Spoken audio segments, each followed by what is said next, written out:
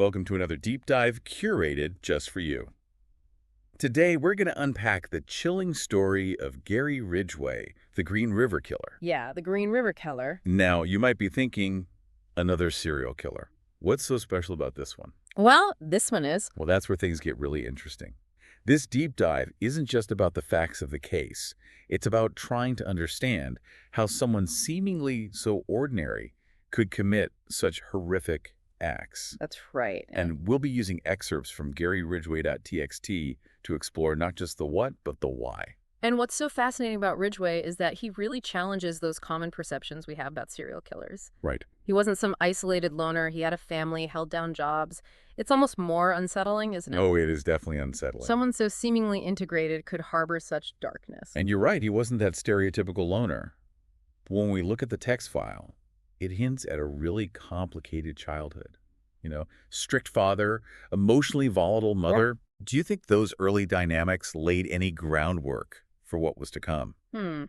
Well, it's hard to say for certain, but we know that early childhood experiences can absolutely have a lasting impact, right? Right. Think about it. If a child is constantly feeling inadequate, humiliated, those feelings don't just disappear. They can fester and actually distort someone's worldview. Yeah. And the source mentions Ridgway's mother being particularly critical, even suggesting that he wasn't good enough. Wow. Yeah. That's heavy stuff. Yeah, it is. Do you think that constant negativity could warp someone's view of themselves? And even maybe their view of others? Oh, it's certainly possible because, those early interactions, they really shape how we see ourselves and how we relate to others. And in Ridgway's case, it seems like his difficulty connecting with women, especially in healthy ways, really fueled his resentment. Right. And the text file describes his teenage years as a darkening path. And it was during this time he started having these violent fantasies, specifically about killing women. Oh, wow. Knowing what we know now about his troubled relationships with women, does that seem significant? Absolutely. It's not just a coincidence, right? Right. It suggests a very deep-seated anger and frustration. And the source also points out his atypical sexual development. Putting all these pieces together, you start to see a pattern of rejection, resentment, and a growing inability to form healthy bonds. And as he got older, these issues didn't just vanish. He went on to serve in the Navy, settled in Seattle, even got married twice. But both marriages ended in failure. Yeah. Could these failed relationships, particularly his first marriage to Claudia, have further fueled his negativity towards women? It's likely they played a role, yeah, because failed relationships can be devastating, especially if someone already has that underlying anger and resentment. Yeah. It's like pouring gasoline on a fire. Right. The text file actually mentions that his first marriage was particularly tumultuous, marked by his own infidelity and violent tendencies. Wow. That kind of experience could easily reinforce a negative and distorted view of women. It's like each negative experience was pushing him further down this dangerous path. Right. And tragically, this path ultimately led him to commit his first known murder. Wendy Lee Caulfield in 1982. Yeah. It's a stark reminder that even seemingly ordinary lives can hide such dark secrets. And what's particularly chilling about Ridgway is how methodical he was. He didn't just snap. He planned his attacks, targeting vulnerable women, often sex workers, luring them with promises of money or work before taking them to isolated areas. It's terrifying how calculated it all seems.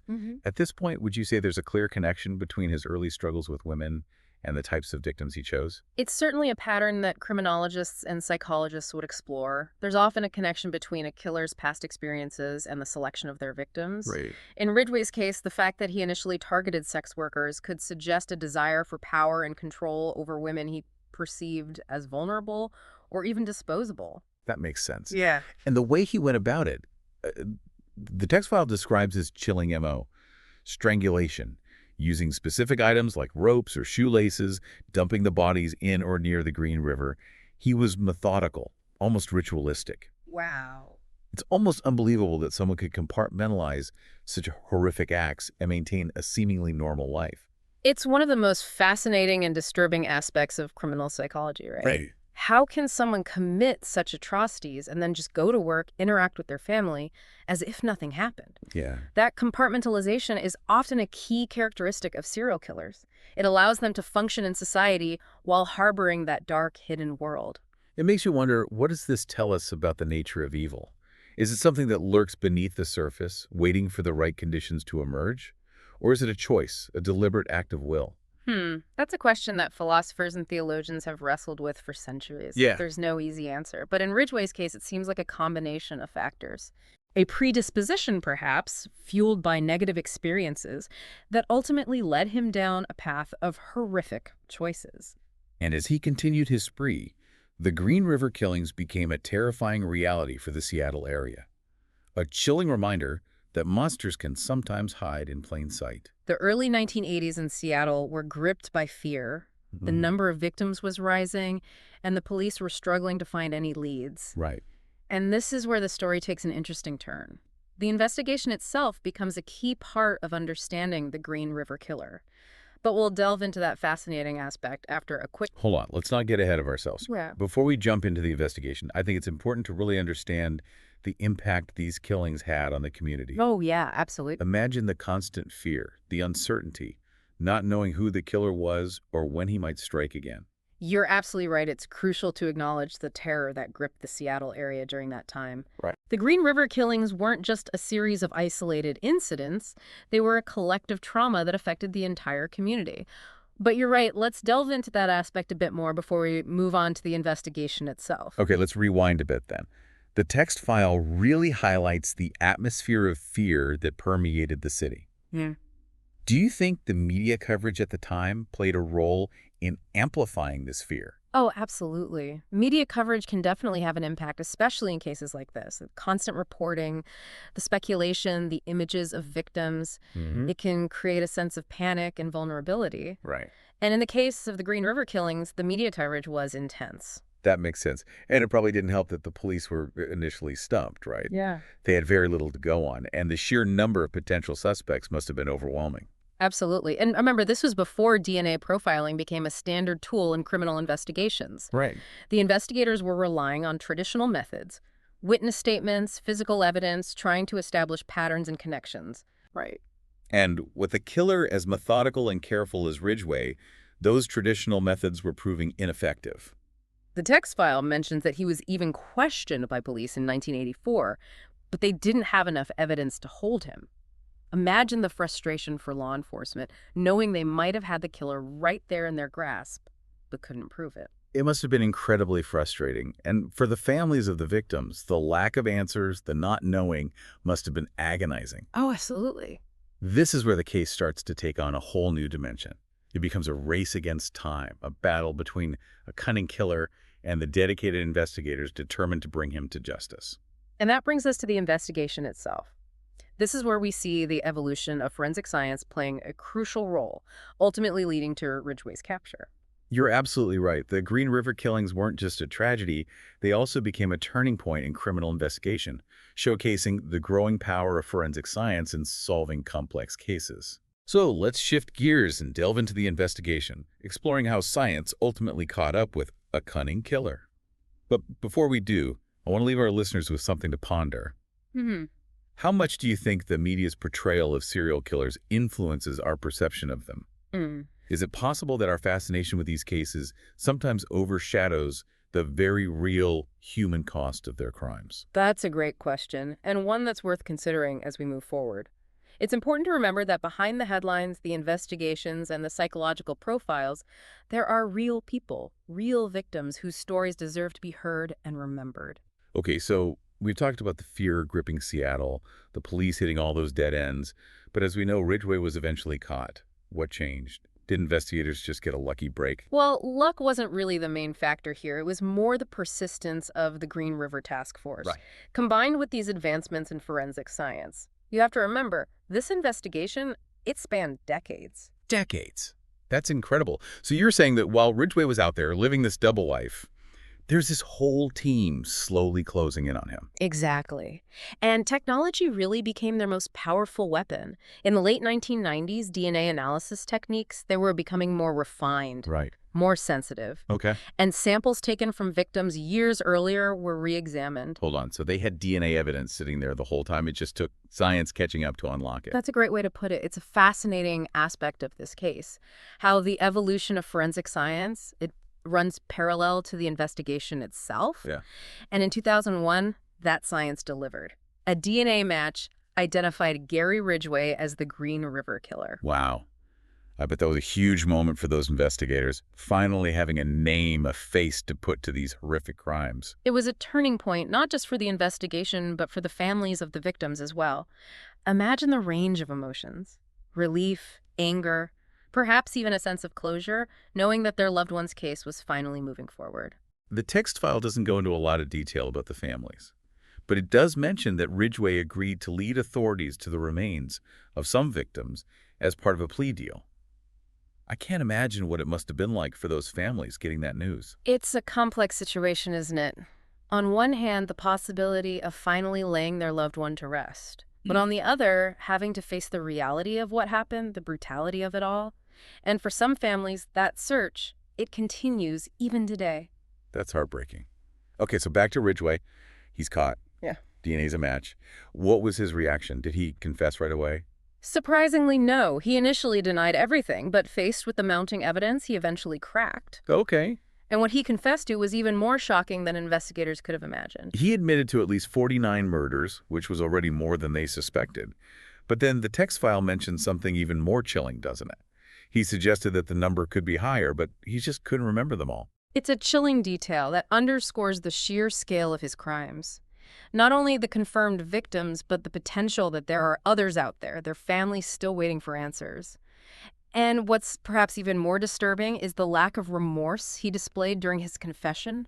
The text file describes it as almost matter-of-fact, like he was recalling a grocery list instead of talking about taking human lives. How do you explain that? Is it just a form of denial or something even more sinister? There are a lot of theories about why serial killers lack remorse. Right. Some experts believe it's a psychological defense mechanism, a way to distance themselves from the horror of their actions. Others suggest it's a sign of psychopathy, Right. an inability to empathize with their victims. In Ridgway's case, it's hard to say for sure. Right. But his explanation for the killings, it offers a glimpse into his twisted thinking. He talked about purging women he considered immoral or sinful.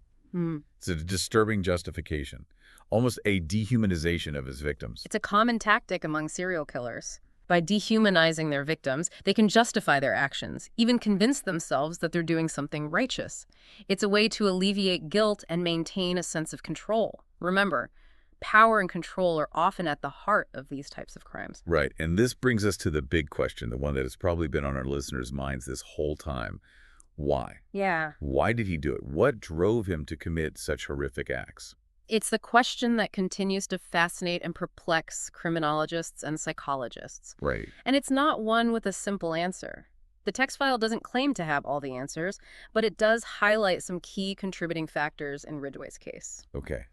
Let's unpack this then. What are some of the factors that might have led him down this dark path? Well, as we've discussed, his difficult childhood likely played a role. The emotional neglect, the feelings of inadequacy and rejection, those can leave deep scars.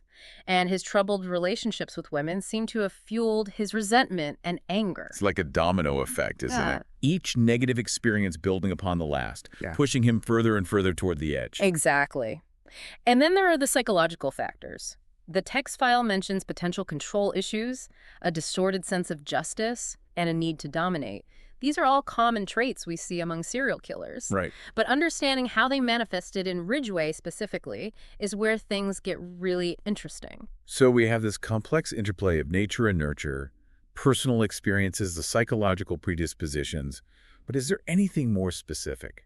Anything that might help us understand why he chose to kill and why he targeted the women he did? That's where the text file introduces a particularly fascinating theory. Okay. It suggests that Ridgway's crimes weren't primarily motivated by sexual gratification. Instead, it argues that his primary motivation was power and control. Hold on. That's a pretty bold claim. If it wasn't about sex, what was it about? What did he gain from taking these women's lives? That's the heart of the matter, isn't it? What drives a person to commit such horrific acts? And while we can never fully know what was going on in Ridgway's mind, this theory offers a compelling explanation for his behavior. Okay, I'm intrigued. Let's explore this theory of power and control a bit further. What evidence supports it? And how does it help us understand the specific choices Ridgway made? Well, if you look at his modus operandi, the way he selected his victims, the methodical nature of his crimes, it all points to a desire for dominance. Right. He wasn't driven by passion or rage. He was methodical, calculated, almost robotic in his approach. That's true. The text file describes him as being almost emotionless during his crimes. Yeah, It's almost like he was detaching himself from the human element, seeing his victims as objects rather than people. exactly. And that detachment, that lack of empathy, is a hallmark of the power and control dynamic. He wasn't interested in his victims as individuals. They were simply tools to satisfy his need for dominance. It's a chilling thought, but it does make sense in a disturbing kind of way. So if this theory holds true, what does it tell us about Ridgway as a person? And more importantly, what can we learn from it? It suggests that his crimes weren't about satisfying a primal urge or seeking revenge. They were about asserting his will, proving his superiority, playing God with the lives of his victims. And what's even more disturbing is the fact that he was able to compartmentalize these horrific acts, living a seemingly normal life while simultaneously committing these atrocities. It's a sobering reminder that evil can wear many faces, that sometimes the most dangerous predators are those who blend in, who seem ordinary, even charming. But before we get too deep into that rabbit hole, let's shift our focus to the trial and the aftermath of Ridgway's capture. You're right, we've delved into the darkness of his crimes, explored the possible motivations, but we haven't yet talked about the legal proceedings and the impact his capture had on the community. So let's move on to the next chapter in this chilling tale: the trial, the sentencing, and the legacy of the Green River Killer. So we've covered a lot in this deep dive. Ridgway's troubled past, the chilling details of his crimes, the long road to his arrest, Right. and even some of the psychological theories about what might have driven him. But the story doesn't end there, does it? No, it doesn't. What happened after he was caught? Well, his trial in 2003, it was a major media event. Right. The nation was captivated by this seemingly ordinary man Yeah. who had committed such horrific acts. The prosecution sought the death penalty, but Ridgway, he struck a deal. A deal. What kind of deal can you make when you've confessed to nearly 50 murders? He agreed to cooperate with authorities, Okay. leading them to the remains of his victims in exchange for a life sentence without the possibility of parole. It Wow. was a very controversial decision, Yeah, I bet. with some arguing that he deserved the ultimate punishment. Right. But for the families of some victims, it offered a chance for closure, a chance to finally lay their loved ones to rest. I can see both sides of that argument. It must have been incredibly difficult for the families, having to weigh the desire for justice against the need for closure. Absolutely. And for some families, that closure, it never came. Even after Ridgway's cooperation, not all of the missing women were found. Right. Their cases, they remain open, a constant reminder of the devastation he left behind. It's a stark reminder of the human cost of these crimes. The victims, their families, the entire community, they all paid a price for Ridgway's actions. But now that he's behind bars, is it safe to say that the story is over? Or are there still lessons to be learned from this case? I think there are always lessons to be learned, especially from cases as complex and disturbing as this one. Right. One of the key takeaways, for me, is the importance of understanding the warning signs. Okay. Ridgway, he didn't just snap one day and become a killer. Right. There were red flags, patterns of behavior that might have hinted at the darkness what in. So are you suggesting that his crimes could have been prevented? That if someone had noticed those warning signs and intervened, these women might still be alive? It's impossible to say for certain, of course. But I do think it's crucial to be aware of the potential for violence, to recognize that these kinds of tragedies, they don't happen in a vacuum. That's a sobering thought. It challenges us to be more observant, more aware of the people around us, to maybe even speak up if we see something that seems off. Exactly. It's not about being paranoid or suspicious of everyone. Right. It's about being attuned to the subtle signs of trouble, understanding that sometimes even the most seemingly normal people can harbor dangerous secrets. It's a delicate balance, isn't it? Trying to be vigilant without becoming overly fearful or judgmental. But I think that's a conversation worth having, especially in light of cases like this. So as we wrap up this deep dive into the dark world of Gary Ridgway, what's the most important thing you want our listener to take away from all of this? I think the most important thing is to remember that evil is not always easy to spot. It can hide in plain sight, disguised as normalcy, blending in with the crowd. But by understanding the warning signs, by being aware of the potential for darkness, we can better protect ourselves and those around us. Right. And perhaps, just perhaps, we can prevent future tragedies from unfolding. That's a powerful message, and one that I hope resonates with our listeners long after this deep dive is over. It's been a heavy journey, exploring the depths of human depravity, but it's also been a journey of learning, of understanding, and ultimately, of hope. The hope that by shining a light on the darkness, we can create a safer, more informed world. Thanks for joining us on this unsettling but crucial exploration. And remember, knowledge is power. The more we understand about the human mind, the better equipped we are to confront the challenges that lie ahead. Keep exploring, keep questioning, and keep diving deep. If you enjoyed this video and want to dive deeper into more cases like this one, make sure to subscribe to our channel. Don't forget to like the video if you found the story compelling, and share it with your friends and family who might be interested in true crime and mysteries. By subscribing, you'll stay up to date with all our latest content and join a growing community of curious minds exploring the most fascinating cases. Click the notification bell so you never miss an upload. Your support means everything.